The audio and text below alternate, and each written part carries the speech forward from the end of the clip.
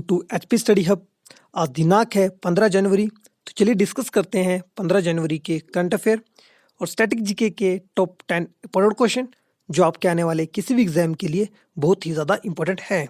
So before we go, अगर आप हिमाचल प्रदेश के किसी भी कॉम्पिटिटिव एग्जाम की तैयारी कर रहे हो तो परीक्षा ऐप लेके आया है आप सभी के लिए एक बेस्ट अपॉर्चुनिटी, जहाँ पे आप एचपी जीओआईटी, एचपी कांस्टेबल और एचपी जीके की टेस्ट सीरीज को परचेज करके अपने नॉलेज को इम्प्रूव कर सकते हो, एनहांस कर सकते हो। अगर आप इन टेस्ट सीरीज को परचेज करना चाहते हो तो यहाँ पे आपको एक्चुअल प्राइस पे करने की कोई आवश्यकता नहीं है। आप हमारा कूपन कोड स्टडी हब 50 को इस्तेमाल करें और आपको मिलेगा फ्लैट 50% का ऑफ। परीक्षा ऐप को डाउनलोड करने का लिंक आपको डिस्क्रिप्शन बॉक्स में मिल जाएगा। और इसके साथ ही अगर अभी तक आपने हमारे चैनल को सब्सक्राइब नहीं किया है तो हमारे चैनल को सब्सक्राइब करें और बेल आइकन को प्रेस करना ना भूलें। तो चलिए शुरू करते हैं आज के इस लेक्चर को। क्वेश्चन नंबर 1, जिसमें आपसे पूछा गया है तो which space agency will launch the world's most powerful rocket on January 17। तो हाल ही में कौन सी स्पेस एजेंसी ने दुनिया का मोस्ट पावरफुल रॉकेट लॉन्च करने की बात की है 17 जनवरी को। आपके गिवन ऑप्शन है NASA, option B ISRO, option C JAXA या फिर ऑप्शन डी ईएसए। तो इस क्वेश्चन का जो राइट आंसर होगा वो होगा option A NASA.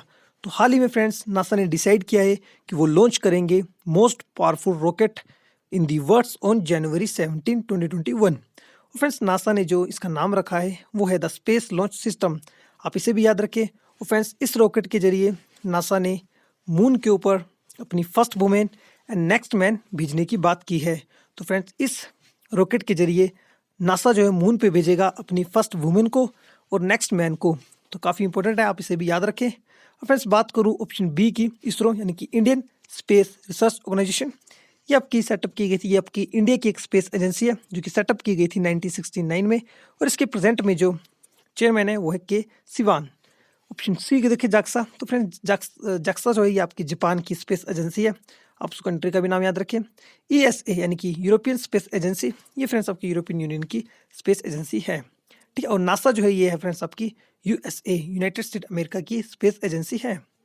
The next question, question number 2, जिसमें आपसे पूछा गया है when was one planet summit held this year. तो फ्रेंड्स कब आपकी हेल्ड हुई है वन प्लैनेट समिट। आपके गिवन ऑप्शन है जनवरी 10, ऑप्शन बी जनवरी 11, ऑप्शन सी जनवरी 12 या फिर ऑप्शन डी जनवरी 8।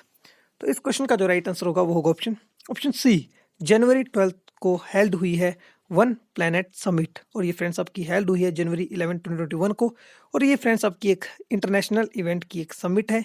और इसका जो मेन एम है, मेन मोटो है वो है to advance the protection of the nature and ecosystem. ठीक है, नेचर और इकोसिस्टम को किस तरह प्रोटेक्शन की जा सके उससे रिलेटेड आपकी ये समिट हेल्ड की जाती है।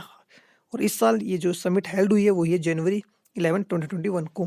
तो काफ़ी इंपॉर्टेंट ये आपकी समिट है वन प्लैनेट समिट, आप इसे याद रखें। नेक्स्ट क्वेश्चन, क्वेश्चन नंबर 3, जिसमें आपसे पूछा गया है भारतीय रिजर्व बैंक यानी कि आरबीआई ने हाल ही में किस बैंक का लाइसेंस रद्द कर दिया है। आपके गिवन ऑप्शन ए महाराष्ट्र स्थित वसंत Dada Nagari Sahakari bank, option B Dena bank, option C Axis bank या फिर ऑप्शन डी इनमें से कोई नहीं। तो इस क्वेश्चन का जो राइट आंसर होगा वो होगा ऑप्शन ए महाराष्ट्र स्थित वसंत दादा नगरी सहकारी बैंक का हाल ही में आरबीआई ने जो इसका लाइसेंस है रद्द कर दिया है। तो फ्रेंड्स इसके लाइसेंस का रद्द करने के पीछे जो मेन कॉज है वो आरबीआई ने कहा है कि अपनी मौजूदा वित्तीय स्थिति के हिसाब से अभी तक इस बैंक ने अपने जमाकर्ताओं का पूरा हिसाब नहीं किया है और उसमें ये आपका बिल्कुल फेलियर साबित हुआ है।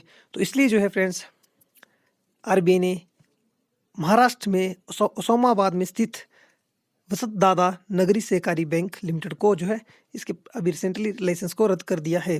फ्रेंड्स ये आपका फर्स्ट टाइम नहीं है, महाराष्ट्र में इससे पहले सुभद्रा लोकल एरिया बैंक को भी यहाँ पे लाइसेंस रद्द किया गया था बाय आरबीआई। तो आप इसे याद रखें, रिसेंटली इस बैंक का लाइसेंस रद्द कर दिया है क्योंकि फ्रेंड्स ये अपने लिक्विडिटी को मेंटेन करने में थोड़ा सा असमर्थ रहा है। तो काफ़ी इंपॉर्टेंट ये आपका आरबीआई ने रिसेंटली स्टेप लिया है, लाइसेंस रद्द किया है, आप इसे याद रखें। नेक्स्ट क्वेश्चन की बात करें, क्वेश्चन नंबर 4, जिसमें आपसे पूछा गया है स्टार फुटबॉलर क्रिस्टियानो रोनाल्डो ने फुटबॉल इतिहास में सबसे ज़्यादा गोल करने के मामले में निम्न में से किस पूर्व खिलाड़ी की बराबरी कर ली है। आपके गिवन ऑप्शन ए सुनील छेत्री की, ऑप्शन बी पोल पोगबा की, ऑप्शन सी जोसेफ बिकान की, या फिर ऑप्शन डी नुरदत थापा की। तो इस क्वेश्चन का जो राइट आंसर होगा क्वेश्चन नंबर 4 का, क्रिस्टियानो रोनाल्डो ने हाल ही में बराबरी की है जोसेफ बिकान की। तो friends, star footballer striker Cristiano Ronaldo ने अपने करियर का एक नया मुकाम हासिल कर लिया है और उन्होंने फुटबॉल इतिहास में सबसे ज़्यादा गोल करने के मामले में जोसेफ बिकान के रिकॉर्ड की बराबरी कर ली है। और रोनाल्डो ने अब तक अपने करियर में कुल 759 यानी कि 759 गोल जो है दागे हैं, और इन्होंने इतने गोल दागने के बाद फ्रेंड्स आपकी बराबरी कर ली है जोसेफ बिकान की। फ्रेंड्स, बात करूँ क्रिस्टियानो रोनाल्डो की, तो ये पुर्तगाल देश के लिए फुटबॉल खेलते हैं, आप इन्हें भी याद रखें। ऑप्शन ए सुनील छेत्री, ये फ्रेंड्स इंडिया के एक लीजेंड फुटबॉलर हैं, आप इन्हें भी याद रखें। सुनील छेत्री इंडिया के एक लीजेंड फुटबॉलर हैं। The next question, question number 5, जिसमें आपसे पूछा गया है the union cabinet has approved an MOU यानी कि memorandum of understanding to enhance scientific and technical cooperation between India and which nations meteorological centre. तो हाल ही में फ्रेंड्स आपके यूनियन कैबिनेट ने अप्रूवल दिया है मेमोरेंडम ऑफ अंडरस्टैंडिंग का, ताकि एनहांस की जा सके scientific and technical cooperation between India and कौन से देश की मेट्रोलॉजिकल डिपार्टमेंट के साथ। आपके गिवन ऑप्शन है A Saudi Arabia, option B UAE, option C Italy, या फिर ऑप्शन डी इजराइल। तो इस क्वेश्चन का जो राइट आंसर होगा वो होगा ऑप्शन बी UAE। तो फ्रेंड्स, रिसेंटली यूनियन कैबिनेट जो कि चेयर की गई by prime minister Narendra Modi, उन्होंने अप्रूवल दे दिया है मेमोरेंडम ऑफ अंडरस्टैंडिंग को, ताकि साइंटिफिक एंड टेक्निकल कोऑपरेशन बढ़ सके the ministry of earth science India का साथ में national centre of meteorological UAE के बीच में। फ्रेंड्स, आज का मेरा फर्स्ट क्वेश्चन, आपने मुझे कैपिटल बतानी है UAE की। UAE की कैपिटल कहाँ पे है? अगर ऑप्शन ए को देखें सऊदी अरबिया, इसकी कैपिटल है रियाद में, ठीक है। अगर ऑप्शन सी को देखें यानी कि इटली, इटली की कैपिटल है रोम में। ऑप्शन डी को देखें इजराइल, इजराइल की कैपिटल है according to India Tel Aviv में, ठीक है, टेल अवीव में अकॉर्डिंग टू इंडिया, लेकिन अकॉर्डिंग टू USA उनकी कैपिटल है जेरूसलम में, ठीक है, जेरूसलम में, आप ये भी याद रखें। तो आपने मुझे कैपिटल बतानी है UAE की। नेक्स्ट क्वेश्चन की बात करें, क्वेश्चन नंबर 6, जिसमें आपसे पूछा गया है which nations military contingents will take part in India's Republic Day parade 2021। Question number 6 में आपसे पूछा गया है कि वो कौन सी देश की मिलिट्री फोर्स है जो पार्टिसिपेट करेगी रिपब्लिक डे परेड 2021 में। Okay, given option A France, option B Russia, option C UK, या फिर ऑप्शन डी बांग्लादेश। तो इस क्वेश्चन का जो राइट आंसर होगा रिपब्लिक डे परेड में पार्टिसिपेट करेगी बांग्लादेश की मिलिट्री फोर्स। और इसमें फ्रेंड्स आपके 122 मेंबर होंगे बांग्लादेश आर्म के जो पार्टिसिपेट करेंगे रिपब्लिक डे परेड में। फ्रेंड्स, आपको बता दूं, this is the only third time in India history that any foreign military contingents has been invited to participate in the national parade at Rajpath. तो friends, ऐसा third time हो रहा है history में कि अगर किसी बाहर की फॉरेन मिलिट्री को यहाँ पे फ्रेंड्स इनवाइट किया गया है to participate in the national parade at Rajpath. तो फ्रेंड्स, ये आपका 2021 साल बांग्लादेश के लिए काफ़ी इंपॉर्टेंट है, क्योंकि फ्रेंड्स बांग्लादेश 2021 में मार्क्स करेगा 50th years of the Bangladesh liberation war.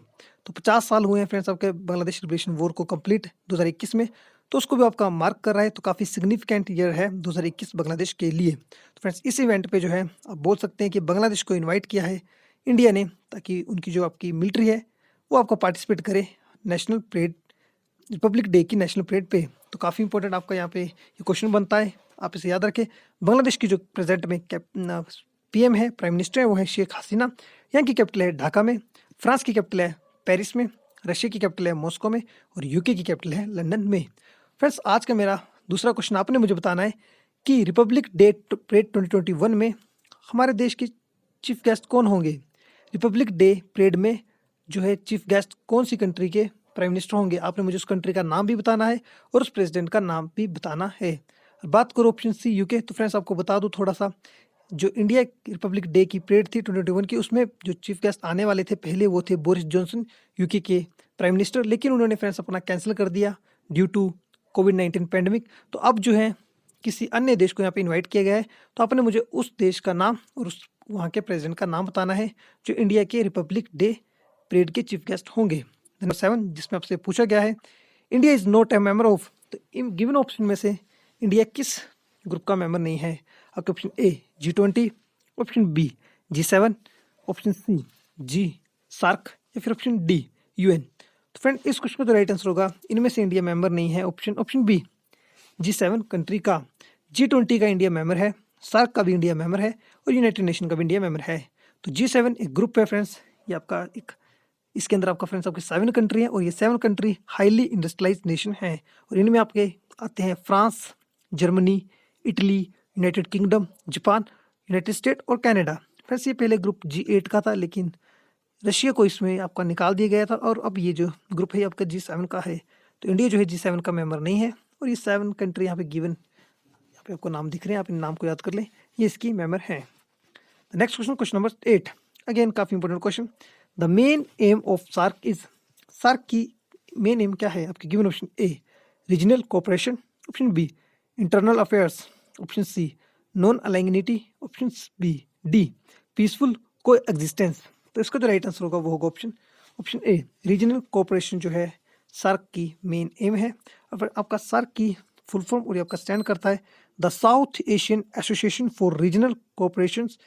आप इस फुल फॉर्म को याद रखिए, साउथ आपका स्टैंड करता है friends the south Asian association for regional cooperation. और ये फ्रेंड्स आपका एक रीजनल इंटर गवर्नमेंटल ऑर्गेनाइजेशन है और एंड जियोपॉलिटिकल यूनियन है, जबकि सेटअप की गई थी 1985 में, इसका फाउंड हुआ था 1985 में। आप इस साल को भी याद रखिए और इसके हेडक्वार्टर देखने को मिलेंगे नेपाल की कैपिटल काठमांडू में। और इसमें एट प्रेजेंट में 8 मेंबर हैं, वो 8 मेंबर हैं अफगानिस्तान, बांग्लादेश, भूटान, इंडिया, नेपाल, मालदीव, पाकिस्तान और श्रीलंका। आप इन 8 कंट्री के नाम याद रखें, काफ़ी बार एग्जाम में ये पूछी गई हैं। नेक्स्ट क्वेश्चन, क्वेश्चन नंबर 9, जिसमें आपसे पूछा गया है which of the following is used in pencil. तो इनमें से कौन एलिमेंट जो आपका यूज़ होता है पेंसिल में? आपके गिवन ऑप्शन है A silicon, option B phosphorus, option C graphite या फिर ऑप्शन डी चारकोल। तो इसको जो राइट आंसर होगा वो होगा option C graphite is the right answer. तो फ्रेंड्स अपने पेंसिल के अंदर देखा होगा जो ब्लैक कलर का पार्ट होता है उसे आपका ग्रेफाइट कहा जाता है और उसके बाहर लगी होती है फ्रेंड्स लकड़ी, ताकि वो प्रोटेक्ट कर सके उस ग्रेफाइट को टूटने से। तो काफ़ी इंपॉर्टेंट क्वेश्चन आप इसे काफ़ी बार एग्जाम में पूछा गया है। तो उस पेंसिल के जो अंदर वाला पार्ट होता है वो बना होता है आपका ग्रेफाइट का। तो नेक्स्ट क्वेश्चन, क्वेश्चन नंबर 10 और आज के last question, what about earth allows is to maintain body of water. तो फ्रेंड्स अर्थ के अंदर जो वाटर बॉडीज मेंटेन रहती है वो किसी वजह से रहती हैं? आपके option A mountains, option B tides, option C moderate temperature या ऑप्शन डी कॉमेट क्रैशेस। तो इसका जो राइट आंसर होगा वो होगा option C moderate temperature is the right answer. The moderate temperatures allow Earth to maintain bodies of water into its normal state, and change in the bodies of water in terms of volume and structure would change due to the change in temperature। तो friends जब जब temperature change होता है तो अर्थ जो है, जितना भी आपका अर्थ के अंदर जो वाटर बॉडीज है फ्रेंड्स वो अपना जो है लेवल को राइज करती हैं, अप्स एंड डाउन करती रहती हैं। तो फ्रेंड्स टेम्परेचर चेंज का काफ़ी मैटर करता है अर्थ के जो ऊपर जितना भी वाटर है उसको मेंटेन करने में। तो आज के इस लेक्चर में हमने डिस्कस किए टॉप 10 इंपॉर्टेंट क्वेश्चन। मैंने आपसे जो क्वेश्चन पूछे हैं फ्रेंड्स उनका आंसर आप कमेंट बॉक्स में जरूर बताएं। अगर आपको ये लेक्चर अच्छा लगा हो तो अपने फ्रेंड्स के साथ जरूर शेयर करें। अगर आपको इस लेक्चर की पीडीएफ चाहिए तो आप हमारे Telegram group HP study hub पे जाके वहाँ पे पीडीएफ को ज्वाइन कर सकते हैं। आपको वहाँ पर हमारे सभी लेक्चर की पीडीएफ भी मिल जाएगी। और इसके साथ ही अगर अभी तक आपने हमारे चैनल को सब्सक्राइब नहीं किया है तो हमारे चैनल को सब्सक्राइब करें और बेल आइकन को प्रेस करना ना भूलें। तब तक के लिए फ्रेंड्स अपना ख्याल रखें, सेफ रहे, मिलते हैं नेक्स्ट लेक्चर में। धन्यवाद।